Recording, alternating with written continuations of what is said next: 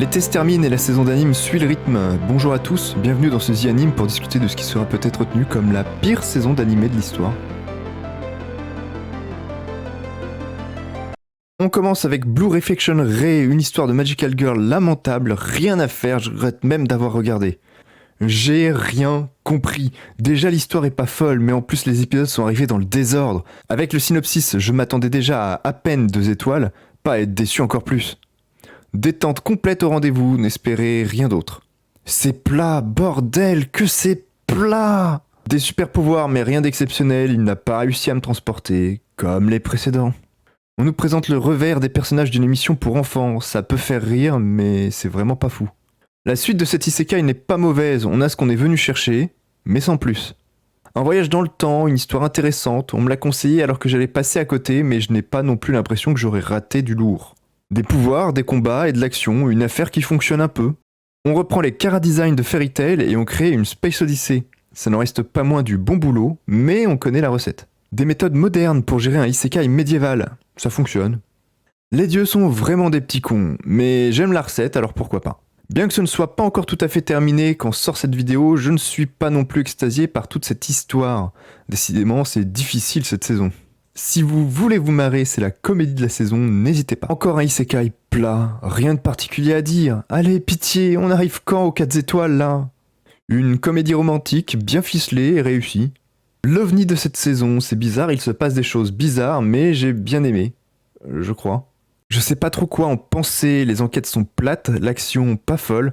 C'est plus de la romance saupoudrée d'enquêtes qu'autre chose, non? Beaucoup trop de discussions pour de l'action sur à peine quelques épisodes pour cette partie 2 de la saison 2. Même cette réincarnation en slime n'a pas su résister au mouvement de mou et d'ennui enclenché par ses voisins cette saison. Encore du voyage dans le temps, mais cette fois-ci on a un réel objectif à ce voyage, c'est contrôler, et surtout, on ne s'ennuie pas.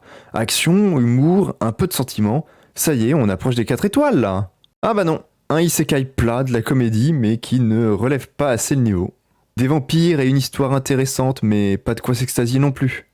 Ça y est, 4 étoiles, là on peut parler. L'ennuyeux apprentissage continue pour nos héros et l'arc My Villain Academia prend la relève sur la seconde partie pour tout faire sauter. Si vous avez bien suivi, j'adore cette série, alors évidemment découvrir de nouveaux chemins et une fin incroyable ne pouvait pas m'enthousiasmer plus. Je dois vous avouer un truc, j'avais pas encore maté un seul Kingdom, c'est maintenant chose faite. J'ai rattrapé les 3 saisons et cette saison 3 est fantastique, sous réserve des 2 derniers épisodes qui doivent arriver très bientôt. J'ai pris une belle claque, ce sera mon coup de cœur pour cette fois et évidemment je vous invite à le regarder aussi. L'histoire est difficile à expliquer mais on a là une découverte du monde et de la vie et de tout ce que cela implique. Franchement, matez le premier épisode et dites-moi droit dans les yeux que vous ne voulez pas voir la suite. Ça va être difficile de faire pire mais au cas où, voilà une petite liste qui a piqué mon intérêt. Soyez sûr que je ne raterai pas un seul épisode pour vous en parler à la fin de l'automne.